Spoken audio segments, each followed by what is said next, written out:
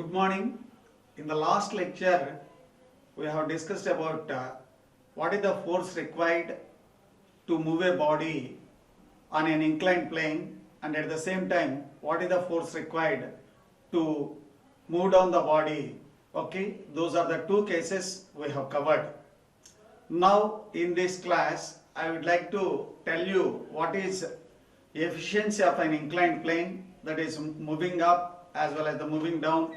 Okay, then how we can apply the basic background which we have studied the inclined plane to a practical cases to have like some devices like power screws and other things. Okay, screws, we will see the screw friction, that is in case of a square threads as well as in case of a V threads. So, and if time permits, today we will see the efficiency maximum in a square threads or in the screw threads, that we will see. Okay, so today first we will see what is efficiency of an inclined plane. There are two cases here. One is when the body is moving up and when the body is moving down. So what we can define, it is a ratio. As you are aware of, efficiency is a number which is a ratio. It is nothing but the force required to move the body without consideration of the friction and with consideration of friction. So that is efficiency we indicate by this symbol, efficiency. As per the definition, what it is, the force required to move the body without friction over force required by considering the friction. I am representing F naught, that is without friction. 0 stands for no friction and F is for friction. So we have our F equation. In the previous lecture we have derived F equation like W sine alpha plus phi by sine theta minus alpha plus phi. This equation already we derived. Okay, so here what we need is F naught and F. What is F naught? We said the force required without considering the friction. That means your phi becomes 0. When this becomes 0, then F naught can be simply written as W sine alpha by sine theta minus phi. Okay, over this F value. Okay, so that is what I have written here. That means W sine alpha by sine theta minus alpha by this denominator, here it becomes numerator, that is sine theta minus of alpha plus phi by W sine alpha plus phi. Then here W get cancelled. Then what terms you have? Sine alpha, and regroup like this, sine alpha by sine alpha plus phi, then sine theta minus alpha plus phi by sine theta minus alpha. Okay, then you expand sine A minus B, okay, like this, sine alpha by sine alpha plus phi as it is I kept, then sine theta cos beta, okay, minus cos beta sine theta.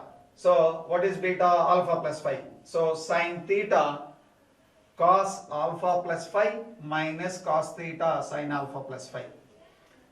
And what is sine theta minus alpha? Sine theta cos alpha minus cos theta sine alpha.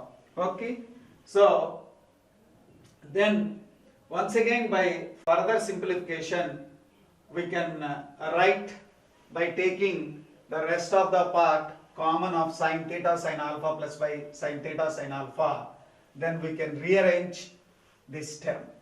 Okay, then you can see here, what is this? Sin theta get cancelled. Okay, sin alpha get cancelled. Then what is left? Sin alpha plus theta by sin alpha plus theta plus sin alpha plus theta. This is also get cancelled.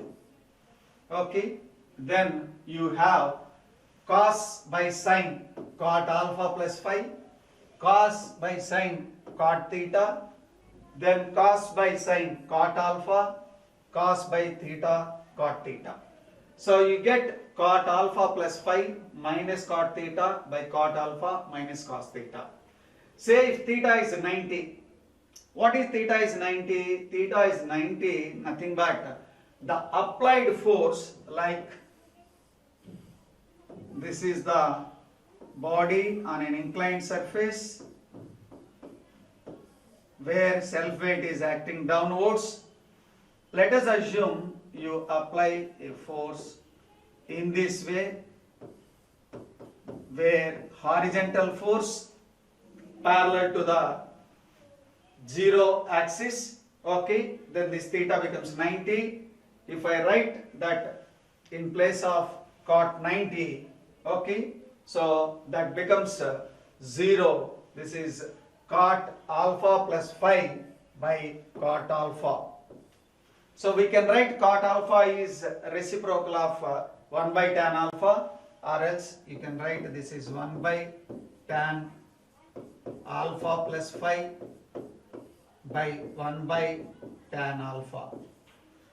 So then by simple mathematics you are aware of it, tan alpha will come as a numerator, then tan alpha by tan alpha plus phi. Okay, so this is when the load is moving up. Then what is load is moving down? So what is the efficiency of an inclined plane? In the load is moving down. So here the basic equation which we define is the reverse.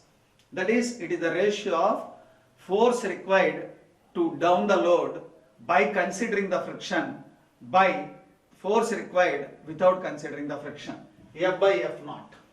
So you are already derived in the earlier lecture or in the earlier class the value of F to down the body, that is W sin phi minus alpha by sin theta plus phi minus alpha. This already we have derived in the previous class. W sin phi minus alpha by sin theta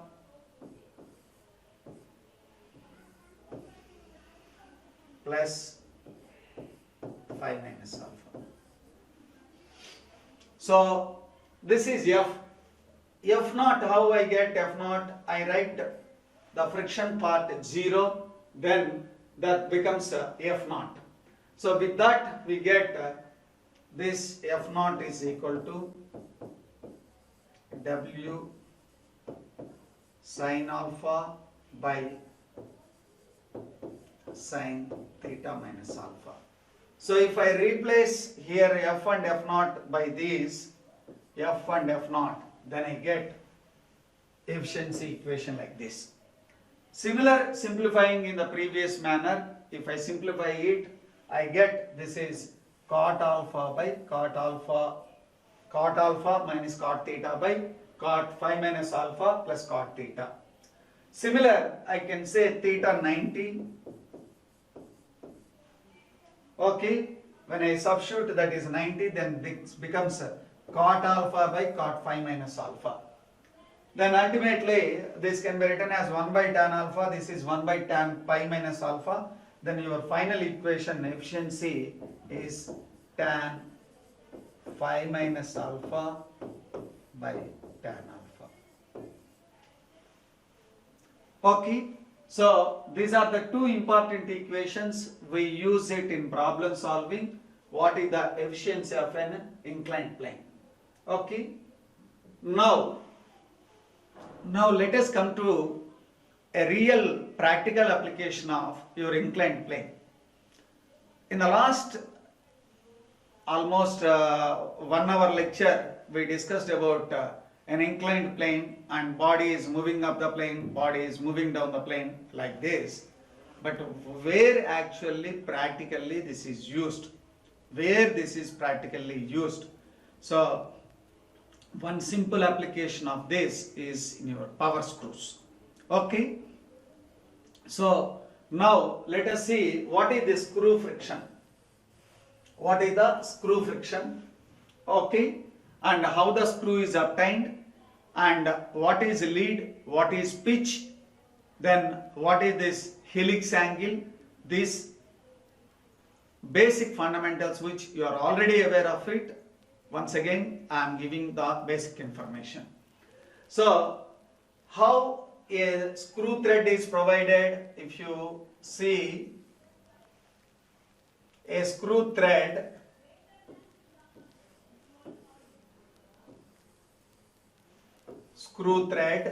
where there is a thread like this way. How the screw thread is obtained? This screw thread is simply obtained if you take a straight cylinder. Okay, take a straight cylinder and wound on this cylinder a right angular triangle over the circumference of it. So the same thing I have shown here. If I take a cylinder, straight cylinder, if I take a wedge shape, this is nothing but your wedge. In the last lecture what we discussed, a body is kept on this plane, that is on the inclined plane, which is said to be wedge. So here what I am saying, like this triangular surface, okay, take this triangular surface and wound on this, you get your thread. That is what here it is shown. Let us assume the straight cylinder which is taken as a diameter d, and one circumference of the rotation it occupies a distance of pi d. Okay, and if I imagine my triangle with pi d circumference, for one rotation, suppose if it moves certain distance, say pitch, okay, pitch in case of a single start thread, and in case of multi-start thread I write this is lead, which is L. I am representing small l because I am going to use capital L in another location. So take care about the terminology small l. What is pitch and what is lead? If you rotate your screw for one rotation, the amount of the distance that is travelled is simply said to be lead. So in case of a single start thread, lead and pitch are same, and in case of a multi-start thread, lead becomes number of times of start of thread multiplied by pitch. So in lead I write L. So if this inclined surface alpha and this is L, this is pi d, then I can write tan alpha is equal to L by pi d. Okay, so this is what I have shown. Where I define alpha is the helix angle. Where I define alpha is the helix angle. Okay, so in this case, you can see the screw is obtained by just wounding the right angle triangle surface over the circumference of the screw. You get an inclined plane which is nothing but a screw. So here we will see two cases, like one is a square threads and another one is a V threads. So this is a simple cross section of a square thread where you can see the surface of the body which it rests is like a horizontal, and it is perpendicular to the axis. And if there is a load acts here, the load will be acting downwards like this. Okay, so I would like to apply my basic equations available for me. What is the force required to raise the load? Okay, that part I will once again explain here. So these square threads are quite commonly used a device called screw jack. Screw jack. For what purpose we use screw jack? You are all aware of it. So the screw jack is a device which is used to raise the load. Like if your car is get punctured, to replace your tire, we put one screw jack below the suspension system and we apply the force so that a single person can easily lift the car, okay, so that it is designed with a minimum force how you can raise the load.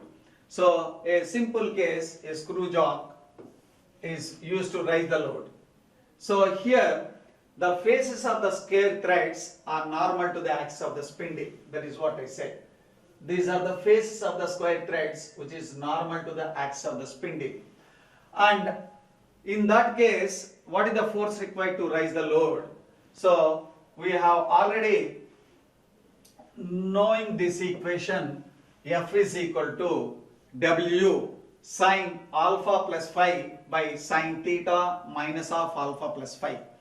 What are these terminology in this equation? W is the load to rise, alpha is the helix angle, phi is the friction angle, and theta is the angle between the force applied and the weight. Okay. In this case, square threads, theta becomes 90 because this is the load, and you are applying a force like this is parallel to the plane, which is theta 90. When I write in this equation theta 90, then this becomes sine 90 minus alpha plus phi, that is cos alpha plus phi. And whereas here W sine alpha plus phi by cos alpha plus phi gives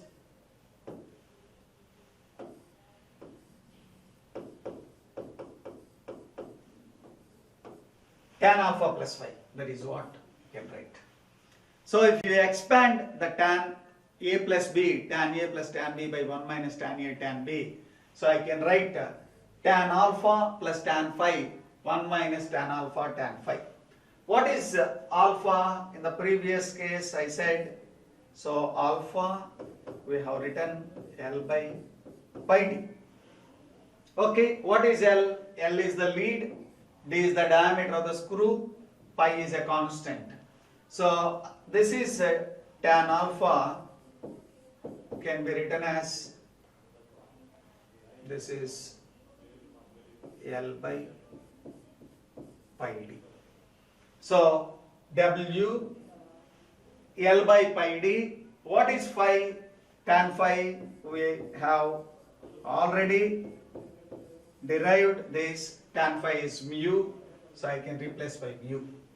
So similar tan alpha tan phi, if I substitute, then by simplification you can write 1 plus mu pi d by pi d minus mu L. Okay, so this is the equation which you can see what is the force required to raise the load using a screw jack, which is W L plus mu pi d, okay, by pi d minus mu L. But have you seen at any time in a screw jack the screw is directly rotated? It never. We don't rotate the screw directly. But how we rotate? We take some Tommy bar or a rod is placed, and at the end of the rod we apply that, isn't it? So instead of directly rotating the screw, we rotate by means of a Tommy bar, where the length of the bar is capital L and what is the force I apply at the end of the bar is small f. Look at here, what I am telling is like this. So the force capital F stands for the force that required directly on the screw, and small f is the one where the force required at the end of the Tommy bar. So I will use that equation to get for further solution. So let us see.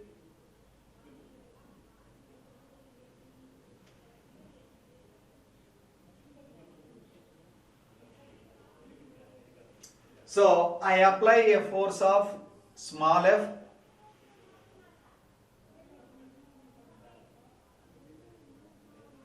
I apply a force of small f.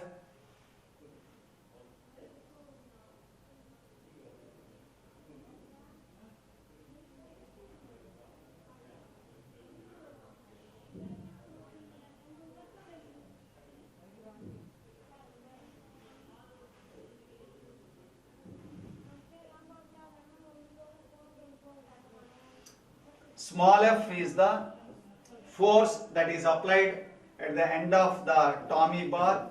Tommy bar length is L. So which gives the same amount of nature of the force which is applied at the end of the screw. The end of the screw, the force required is F, and where the corresponding distance is the radius of the screw, that is D by 2, which is F into small r. Or the force required small f is equal to capital F into R by L. Okay. So what is F? What is F? We know that F is, there we have C. There we have the equation. F is W tan alpha plus phi, okay, into R by L. So this W tan alpha plus phi is replaced in case of F, then this becomes WR tan alpha plus phi by L. So similar we can prove in the same manner to down the load. What is the force required? Only a simple variation is, in place of tan alpha plus phi, we get tan phi minus alpha. Everything is same, only the variation is, instead of tan alpha plus phi, we get there tan phi minus alpha. So that is in case of a square threads. Then there are certain occasions where we use V threads. V threads. How the V threads are there and what is its equivalent analysis, like let us see. So this is a V thread, this is a V thread, where the thread profile is, you might have studied in your machine drawing. This is a V thread. So here I define the included angle. Okay, the included angle is 2 beta. The included angle is defined as a 2 beta. In this case, let us see here, the force is acting vertical downwards, and the normal reaction now in this case is not like in the earlier case where it is a parallel. It is now it is inclined, because your surface here is an inclined surface. So this surface is an inclined surface where the normal reaction is perpendicular to this. Where the normal reaction is perpendicular to this. This is the perpendicular. So this normal reaction makes an angle with the vertical is beta from the geometry. Beta from the geometry. Okay. So when this is beta, we can resolve the Rn component horizontal and vertical. When you resolve this Rn, okay, along vertical, then Rn cos beta, this is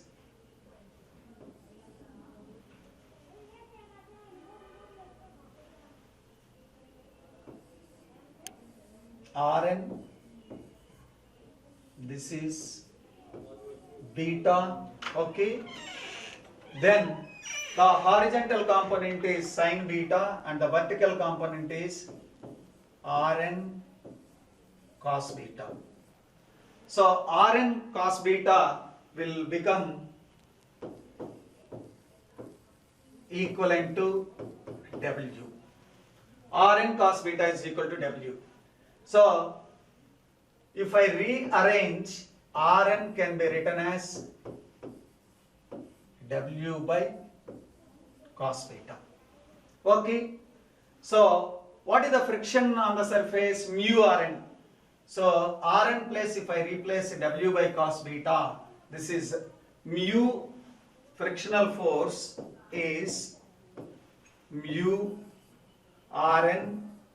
So Rn place mu W by cos beta. I can rearrange like mu by cos beta into W. This mu by cos beta I will replace with a term called mu dash, then this is mu dash W. So if you look at our general equation, that is frictional force, which is mu Rn case as mu by cos beta. Okay. So this is in case of V threads. This is in case of V threads. Then let us see what is the efficiency of the screw. What is the efficiency of screw? Always we try to get a devices with maximum efficiency. What is efficiency? Our objective is with minimum effort, how I can get maximum. That is once again here how we can get the screw efficiency, how we define screw efficiency. So here what we are raising the load. And what distance we are raising the load? A lead distance. And where we are applying the force? We are applying the force at the outer periphery. What is that force? F. And what is its rotation for one rotation? Circumference pi d.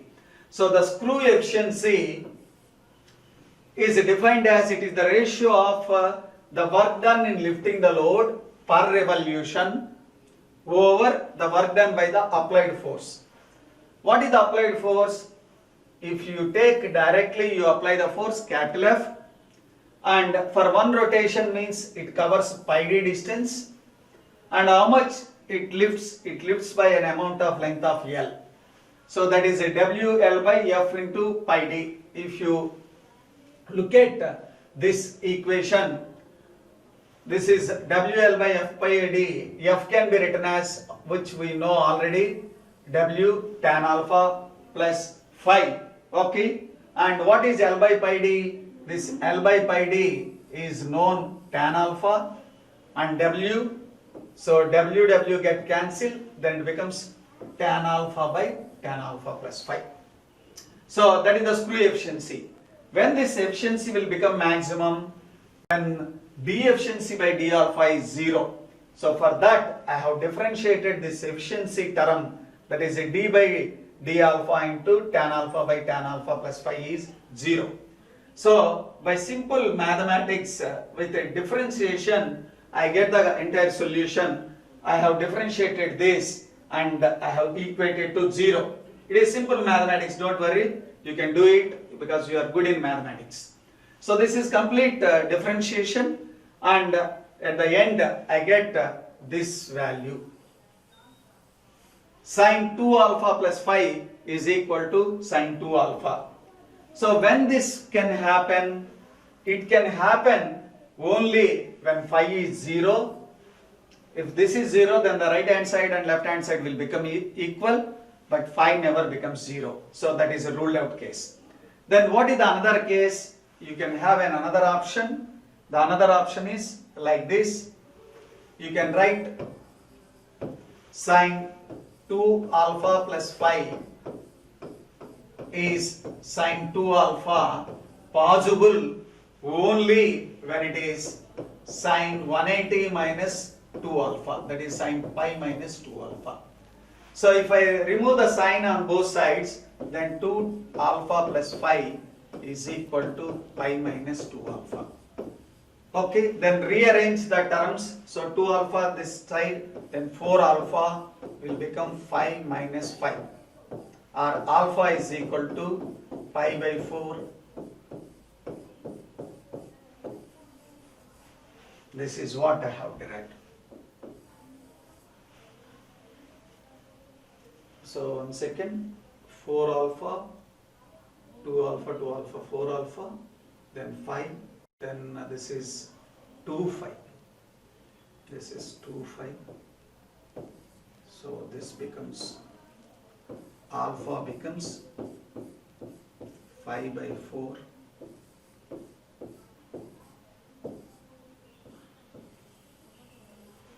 This is what you can see. Pi by 4, that is 45 degrees, minus 5 by 2. This is the necessary condition for maximum efficiency, that is alpha is equal to 45 degrees minus 5 by 2. So I have substituted the same value in the efficiency equation. So where the value in the previous one, efficiency equation, so in case of tan alpha by tan alpha plus 5, where I have written in that case, then further by substituting tan 45 and by simplification, mathematical simplification, I get this is the 1 minus tan 5 by 2 square by 1 plus tan 5 by 2 square. So this is further simplification. This is all simple mathematics expansion, mathematical expansion. Finally, I get efficiency maximum is equal to 1 minus sin 5 by 1 plus sin 5.